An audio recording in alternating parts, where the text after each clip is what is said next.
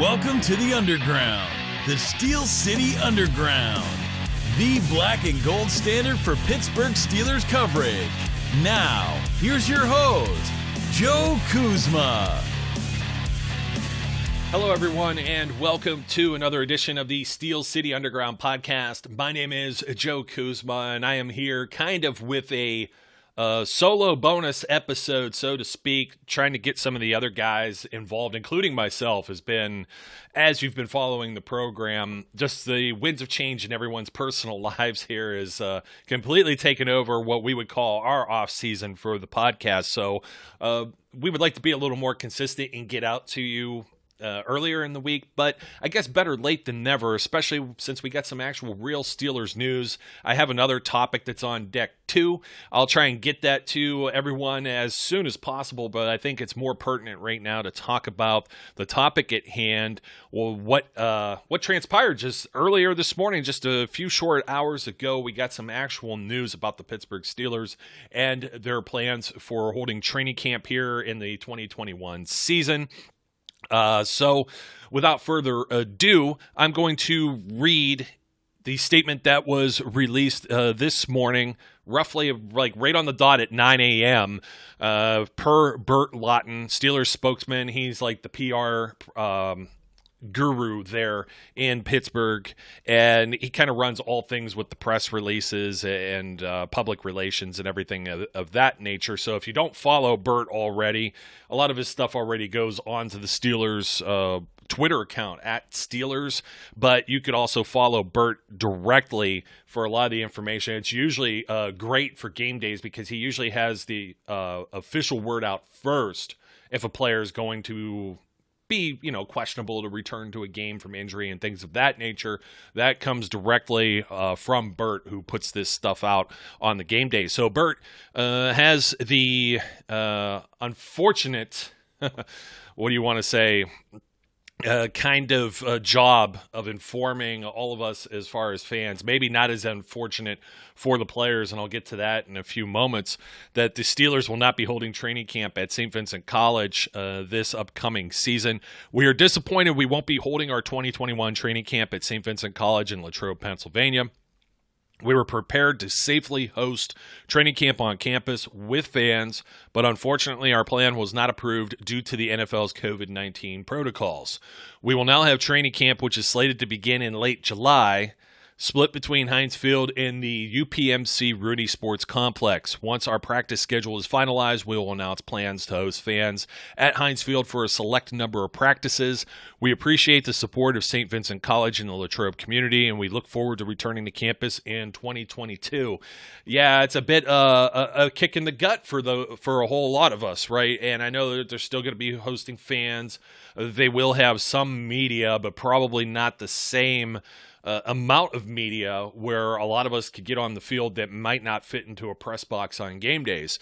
So it's a little bit of a downer, and I'm kind of assuming that the Friday Night Lights deal, we haven't heard anything about that at the high school, but I was kind of already gathering that might not happen. It has a lot to do with, the school system, the district there, as well as working in liaison with the NFL and the Steelers. And, 2 years ago, the most fans, it was like about 12,000 fans, the most that ever attended this. And since the NFL has come out and said for training camp that they're permitting fans. They're permitting fans, but they can't have player and fan interaction. So training camp would have been a little neutered compared to what we're used to. But the NFL completely denied this. We don't have a full story. We just know it was from the NFL and it wasn't a Steelers decision.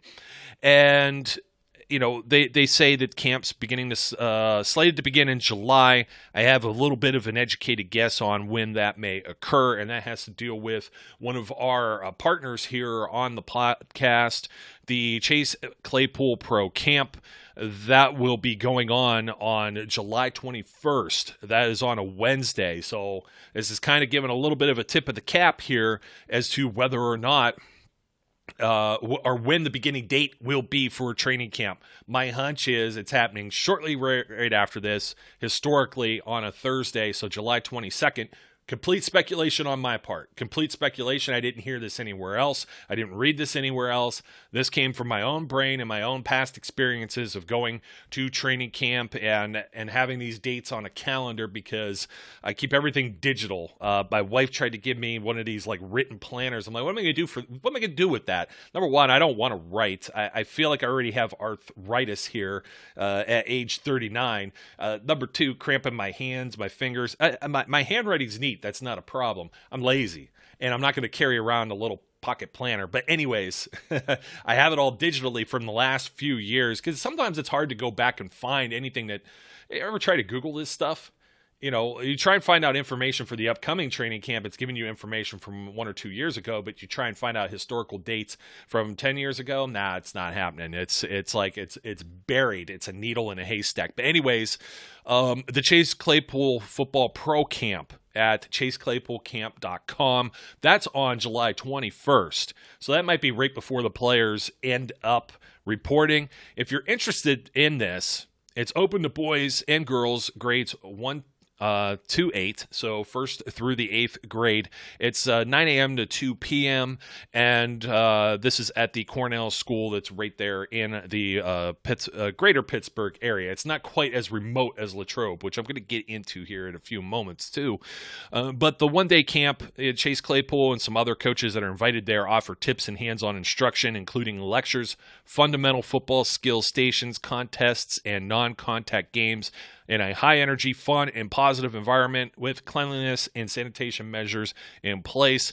They have a 10-to-1 maximum camper-to-coach ratio, and it's going to be staffed by some of the area's top high school and college coaches. So if this interests you, head on over to chaseclaypoolcamp.com. Also, there is a promo code. If you got this from us, use the promo code SteelCity, and that will afford you a discount. I believe that discount is 10% as well. So I have to think, and I don't know. I'm not sure what Chase Claypool's roots are right now. We know he's Canadian. I'm not sure. We know he went to Notre Dame for college. These guys travel all over. I'm not sure. A lot of players sometimes they have to make plans to come to Latrobe or come to Pittsburgh. And if you've ever been to Latrobe, traveling there, you got about an hour's drive. A solid hour, maybe a little bit more. Largest town next to it's Greensburg. There are a couple of hotels there in Latrobe, probably that popped up for the main purpose of.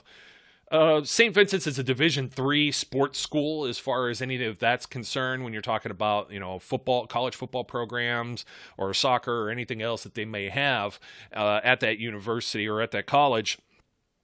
So you have a few hotels that are there, but not a tremendous lot of them, and they book up pretty quickly and things of that nature. So the Steelers have always put the players on campus in dorms, and you go from maybe an environment where some guys are already in the Pittsburgh area. A lot of guys stay, like Troy Polamalu, for example. They love it. Their family gets roots. Tyson Alualu, great example, was going to go back to Jacksonville to the Jaguars this offseason.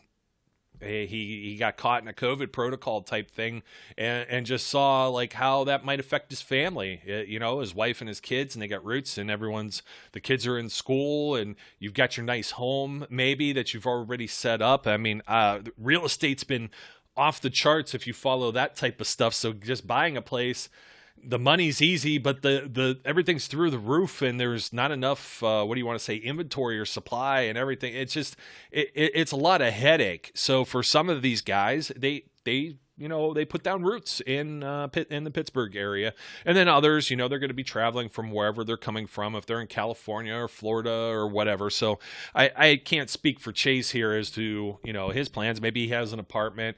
I'm not sure if some of these guys were sharing apartments. I'm sure that's a very common practice among the guys on the bottom rung, maybe not going to make the roster, practice squad guys, save money. There's stories about it comes from both pro wrestling and guys that are at this rung of pro football, maybe Canadian football arena and stuff like that. There was a term called baloney blowout.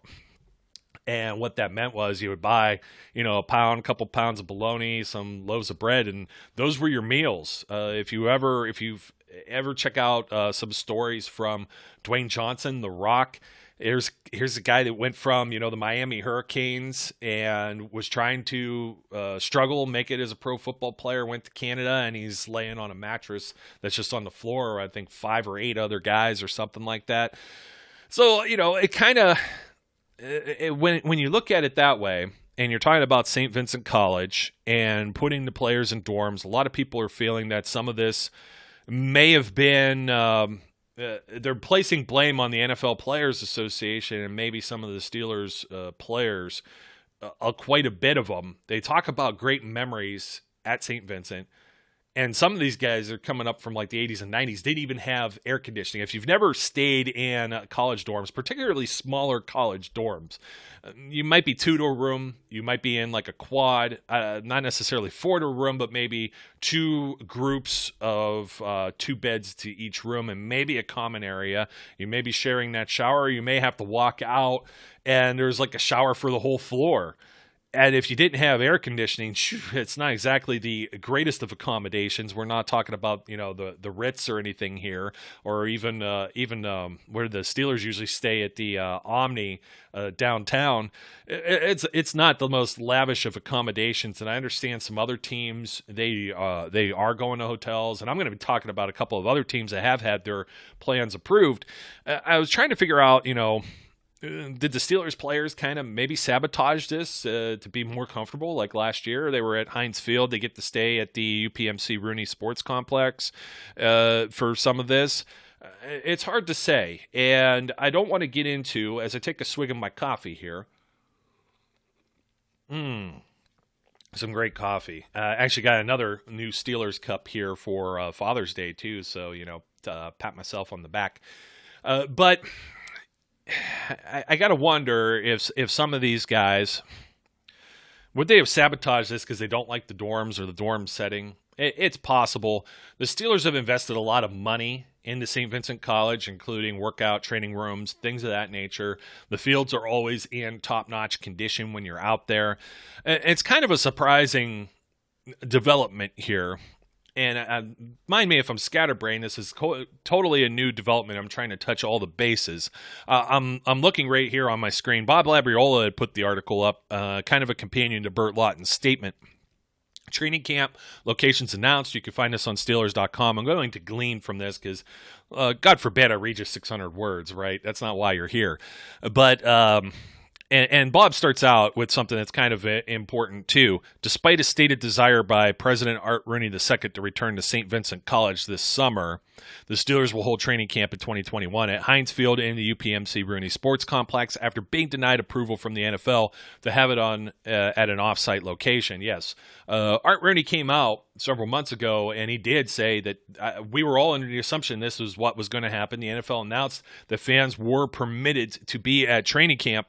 So it does. It comes as a bit of a letdown. It's the second straight year they won't be there. We are disappointed we won't be holding our 2021 training camp at Saint Vincent College in Latrobe, Pennsylvania. That's per Burt Lawton in his statement. And, disappointment is definitely that's the perfect word for this. Labs goes on to say, because of NFL protocols regarding COVID-19, teams interested in holding their training camps away from their facility were required to submit a plan regarding how things would be executed. The Steelers submitted their plan to the NFL for the return to Saint Vincent College campus in Latrobe. Included in the Steelers' plan was for fans to be able to visit campus and watch practice. That had been the case since the team's first full summer in Latrobe back in 1967. So you also have a statement here from St. Vincent College President, Father Paul Taylor, OSB, and he says, we're disappointed in the NFL's and NFLPA's decision regarding training camp, as one of our favorite annual traditions is welcoming the Steelers and their fans to campus. So it's kind of an interesting thing here. It's summertime. St. Vincent College, it's pretty isolated, and while they do have some college kids or perhaps even some local youngsters that help They flag the parking, which is free. You get some. I believe they're volunteer. I'm not sure if they actually get paid. And if they do, to deal with some of the jerks who show up here autograph chasing, which wouldn't have been permissible anyways. If I hadn't mentioned that, the NFL said they did not want fan and player interaction. So all that stuff where you would maybe get a ball signed or something like that after practice, before practice. Another reason why I thought the Friday Night Lights thing probably wasn't going to happen, aside from maybe the school there. I don't know if there's like some fear of the interaction with whatever. Every one of these places that's going to have fans has to have some sort of employees or volunteers, and there has to be a plan for that. I find this kind of intriguing for the sake of, if you're going to talk about it from the fan aspect, there's other teams that are going out of town and having their plans have been approved. Okay, the Dallas Cowboys go to California. And I'm going to be interested in seeing when we get these live feeds here in about a month on NFL Network. Yeah, I always picture like the Denver Broncos. They have people up on the hill. It's really no different than the Pittsburgh Steelers and Saint Vincent College. If you've ever been to Saint Vincent College, you can picture this in your head. If you haven't, bear with me.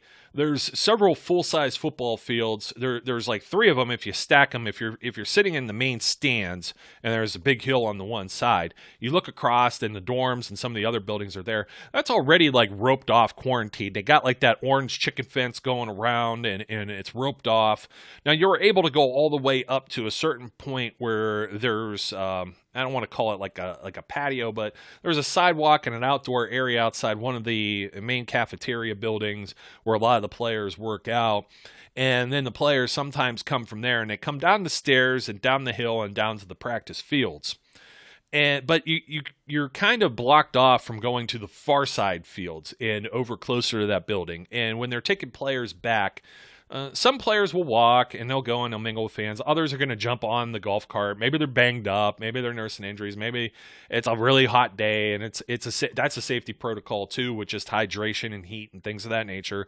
And they golf cart them around to the far side of the field, so 3 football fields away, not in length but in width. Okay, so if you could picture this. To the point where if you're on or looking at drills, and drills sometimes are going on all sections of these fields at any time, often they're going to break up offense and defense, or different position groups and things of that nature. But if you want to see something that's going on the far side of the field, you need binoculars.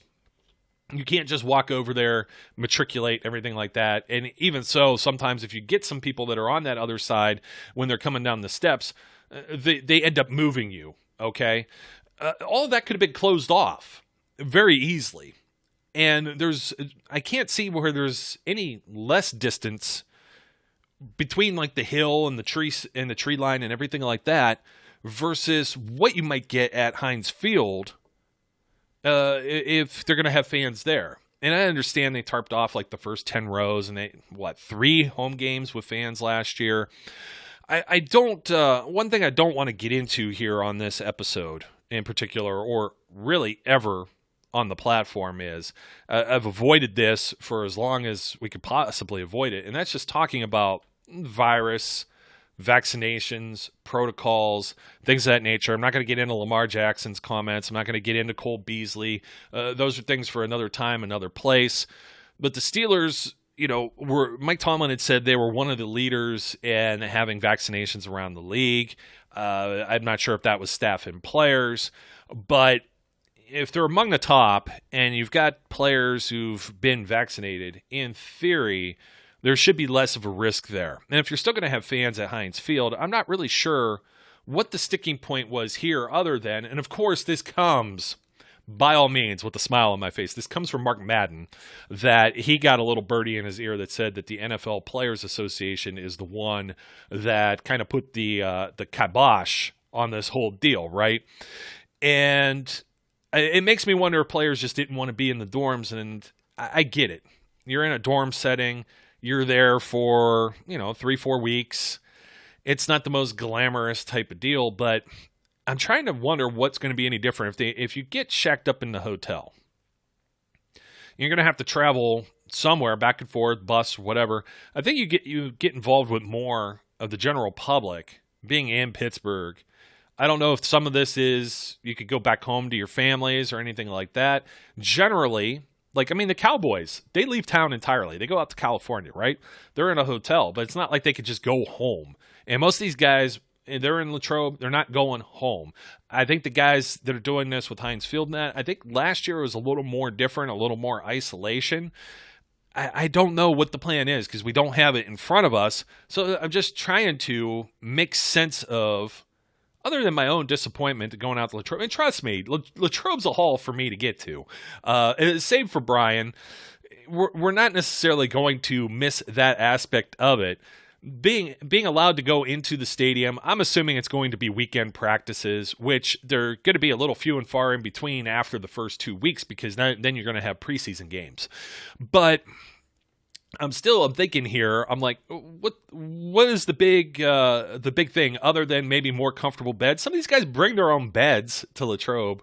They bring gaming systems, everything, and some of that's still going to happen if they're staying in a hotel setting and everything like that. So it's going to be curious. I'm curious to see how the rest of this ends up playing out. It's just unfortunate for those of us who like to make the trip, and also some of the businesses. Like I said, there's a handful of hotels there. They probably have been propped up and they get built up. The college is there, of course. People are going to visit the college for a few various reasons, but this is Saint Vincent College. This isn't Penn State. This isn't Ohio State. This isn't Alabama or Clemson, where you have these large booster groups and 100,000 people in a football stadium or anything like that. So, they're humble surroundings, but it will impact the businesses that are there. I also don't know how much the Commonwealth, I'm going to say it again, Commonwealth of Pennsylvania, and their rules, regulations, and opening up and things of that nature factor into some of this plan as well.